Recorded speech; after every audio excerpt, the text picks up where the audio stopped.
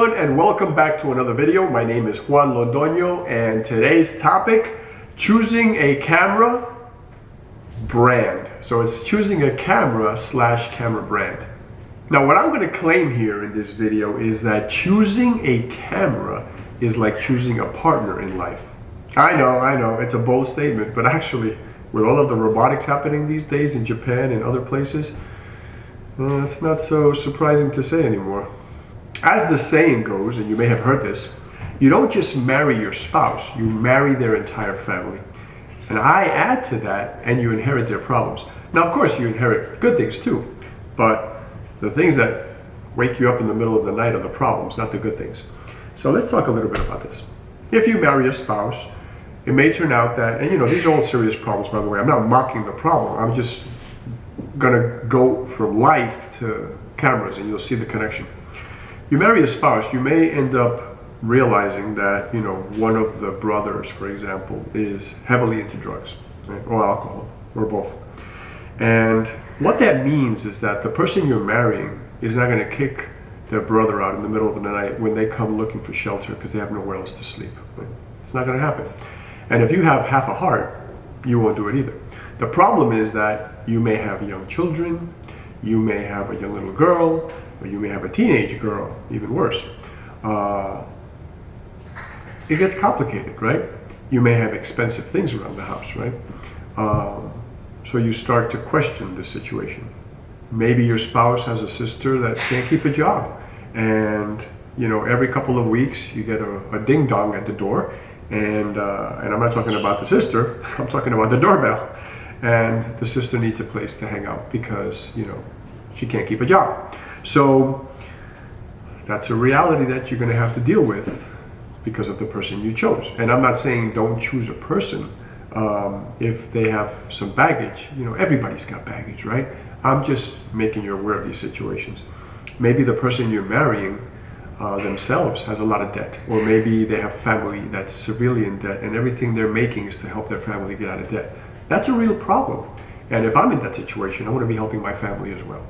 But just keep in mind that just like when you marry a person you're marrying into their entire family, it's very similar for cameras. Now, how does this apply to cameras? Well, when you buy a camera, you're marrying into the whole brand, right? And what that means is, we'll break it down into a couple of different things. That, by the way, is why I have the word brand in the title, because at the end of the day, you're not just buying a camera, you're buying a brand. Before we continue, it's water break time. Please grab your water, your tea, your coffee, your beer, whatever it is you drink, and take a break, take a sip, pause, and come back. So for starters, when you buy a camera, you're marrying into a system of lenses, right? If the camera brand that you bought into makes really good glass, I was very fortunate to be a Canon shooter my whole life. Their glass is phenomenal. And of course they have inexpensive lenses too that are not as great. But I tried to, when I could, I tried to save up and buy their L series, their Pro Glass, and breathtaking images come out of those things. When the brand that you marry into makes really good glass, people from other brands will buy adapters for their cameras. Like, I know a lot of people that shoot Sony and buy Canon lenses. They'll buy adapters, people with Fuji shooting Canon lenses, because they're good and they're affordable. I have a Fuji system too, and I will be buying an adapter shortly so I can use my Canon EF lenses on the Fuji system. So I say that because it's good to know that the camera you are buying has a really good lens system that is so good that other people are buying into as well. In my opinion, one of the most important reasons, and think about this, it may not be yours, but it should be up there, for buying into a camera brand, is the fact that they support the system with enough native glass. What's native glass? Well, if I have a Fuji camera, for example, native glass is Fuji glass, Fujinon, right? Fujinon glass for Fujifilm cameras. If I buy a Sigma or a Tamron lens for that camera, that's not native glass. So why do I say that? Why is it so important that a camera supports their system with good native glass? Well, not just good, but enough of it. You don't want to buy a camera that only has 5 lenses available for it, right? That's what happened. The camera that I'm filming with is a Canon M6 Mark II. The M series cameras don't have a lot of glass. Luckily, other companies are making glass for them, and I have 2 adapters actually, and I use all my EF lenses with it. So I have some variety, but these are not native lenses. The native lenses are limited, and that's one of the reasons some people didn't buy into the system. I just needed a small, reliable, high definition camera. It shoots 4K video and 32.5 megapixel images. Great little crop sensor camera that I can take and do some street photography with. It's small, it's discreet, it's, you know, it's a little workhorse for what it's worth. It's a good camera. It's not cheap, but it's not expensive either. The other reason why I think it's important that the camera you buy into has a lot of native glass is because it shows the seriousness and the determination of the company itself, the brand, to support that camera. So if you buy, for example, a Canon R5, Canon is cranking out glass for the RF system, and they're continuing to push more lenses out, and they'll continue to do that, just like they did for the EF. I mean, the EF selection was incredible, right? Just like the Sony selection was, and the Nikon selection. So that shows you buying into this camera brand, that the camera brand is taking serious the products that they're making. Another reason for buying into a brand is the availability of aftermarket parts. Just like in cars, third-party companies make parts for cars. More for some cars than for others. How do they decide? It's usually related to how many cars are sold, right? So the Honda Civic, probably one of the most sold cars and pimped up cars for racing, souped up, you know, if you want to use that word. You know, a tuner, for example, that's just what, you know, a tuner cult, right? The racers called it on the streets, right? The tuners were the kids that fixed up these cars, right? And the cars themselves were called tuners. So just like these companies were making tons of parts for the Honda Civic because so many people were buying it for racing, there are cameras that sell more than others, and so third-party companies are making more parts for these cameras. If you're buying into a camera brand, make sure that if you're into gadgets and, you know, filters and bags and straps and all kinds of things, make sure hoods, different hoods, right?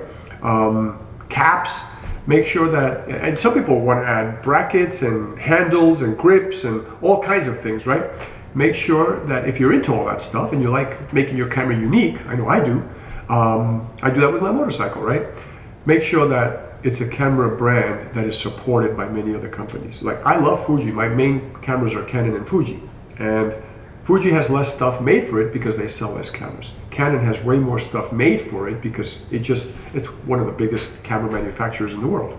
Another important reason is reputation. Now, did I just say that? I thought we weren't supposed to care about what people think. Well, my friend, if you're doing photography seriously and you have customers, they're going to be looking at what kind of system you're shooting.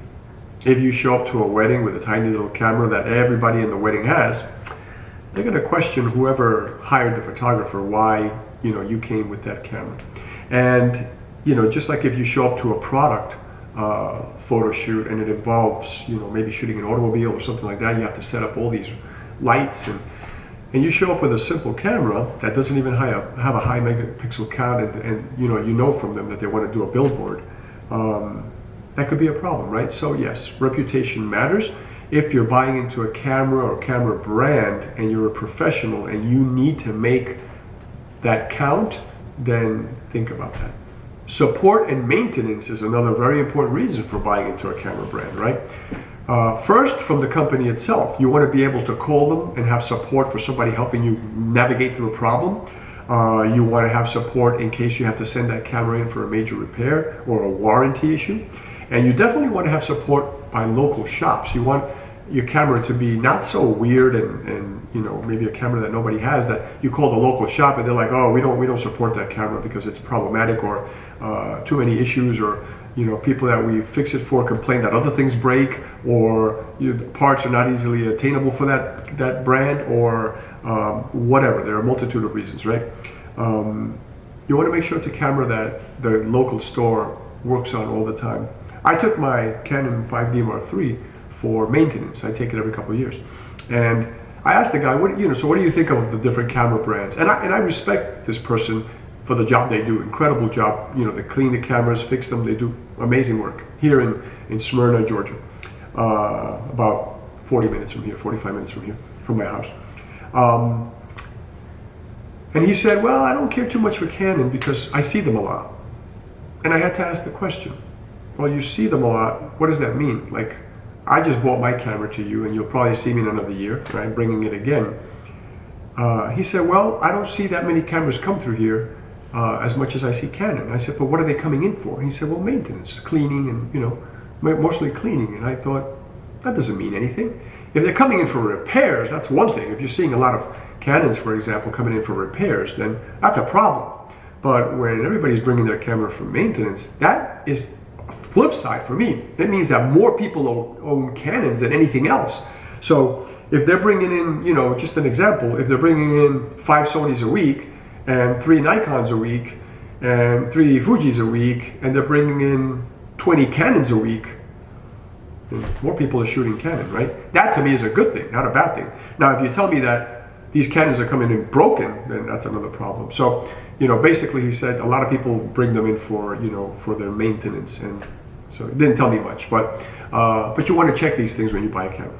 And it might be as simple as calling a local store that repairs them and just asking for their opinion. Just make sure you ask the right questions. Otherwise, you're going to interpret the answers incorrectly. So remember I said we inherit the problems too? Well, we talk about the problems because those are the things that concern us, right? What are the problems? Well, companies, sometimes they can't figure things out. So some companies have issues making lenses that focus really sharp, right? Their lenses are a little soft. So just keep in mind, if you marry into a camera brand, you're marrying into the lens system that they produce and support. And if those lenses are known to be a little soft, well, that's what you're going to be shooting for a long time. If you're into really sharp photography, then you want to keep away from that. If you're into portraits and don't mind a little softness, then maybe that's good. Some camera brands are known for having more reliability issues or mechanical issues. Make sure you're aware, make sure you read reviews, make sure you understand all this.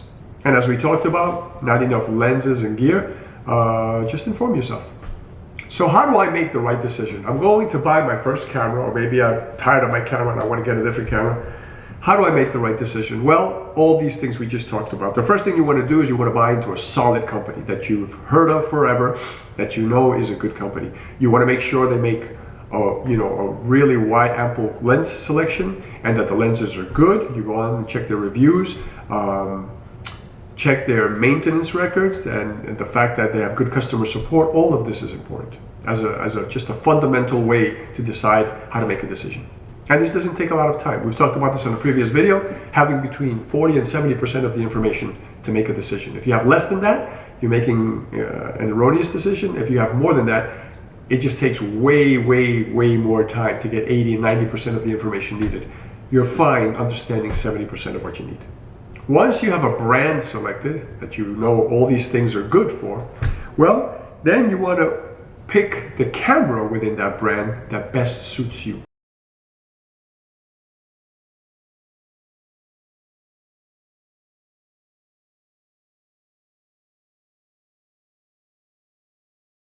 For example, for this video, I have an M6 Mark II because that's all I needed. If I was not a photographer, if I was just doing YouTube videos, I probably would have gone a step down from there and got a Canon M50. The M50 was forever the vlogger's delight. It's affordable, it's a great camera, and it still is. Now some people are buying one of the new Sonys that came out to compete with that because they wanted a chunk of the pie, right? I don't blame them. I went up a little further and got the M6 because I also wanted to use it for photography. And there was a possibility I might be taking this thing and shooting videos with it, 4K videos, so I needed that. The other camera doesn't have 4K. And I also wanted the possibility that maybe there are times when I'm going to be in places that are a little dangerous. I don't want a big DSLR or my Fuji medium format camera, the GFX 100S, too dangerous. So I carry a little thing like this. It's inconspicuous. It has a little pancake lens, 22mm f2, 22mm f2, which is removable. I can replace it and put other lenses on there, but I can keep the camera really simple. It has a little flip-up screen. I can keep it in my waist, do tons of street photography. So it gives me a little variety. That's me. But I also have other cameras because I have other needs. Whatever your need is, make sure you buy the right camera. It might be, like I said, small vlogging camera, street photography camera. Maybe you need a camera with high megapixels, really high megapixels, because you're going to be shooting art photography, documents, right, archival stuff, or you're going to be doing amazing landscapes that are going to be printed huge. If that's the case, then you need probably a medium format digital camera like the Fujifilm GFX 100S, like I have. Maybe you need a general purpose monster like the Canon R5 or the Sony A1, or just cameras that do it all well, right? Then that's something to look at. If you're looking for something retro that looks like a film camera but is high tech, Fujifilm is the way to go, right? They have all their cameras have knobs and dials just like the film cameras did, and they're loaded with technology, great sensors, and they do what every other camera does, and they do it just as well. Plus they have color simulations from all of their film that they produced in the 70s and 80s and even 90s. So again, what are you into? At the end of the day, reaching our conclusion, all camera brands these days are phenomenal, really. And now we're like pairing them up against each other, and we make some look like they're bad. I keep talking about how Nikon's having a problem, or Nikon, however you pronounce it, you know, depending on where you're from. They're trying to come back. I want them to come back. They've been around forever. You know, you respect them as a camera company, and they've done such amazing things in the past.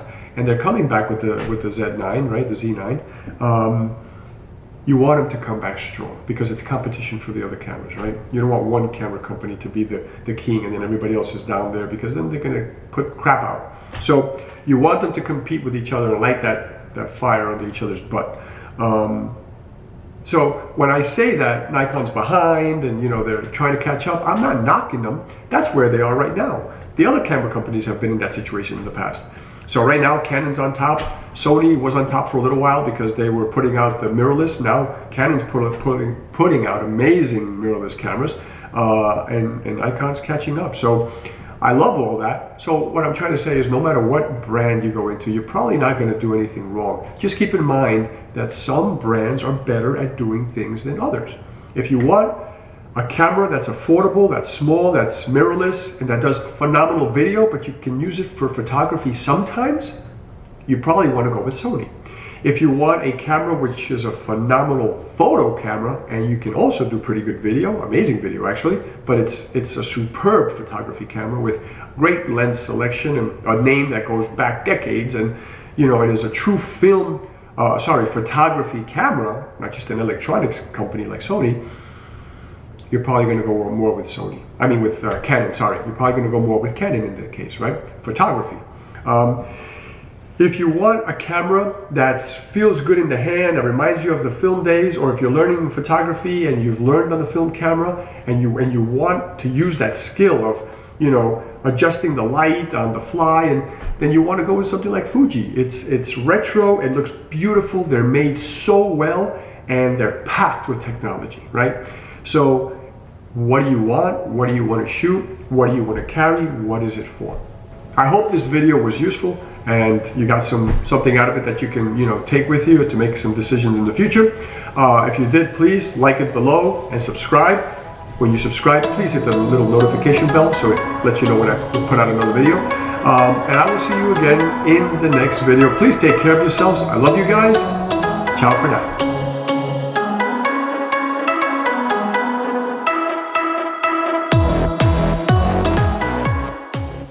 We're going to film a video. We're going to film a video. We're going to film a video.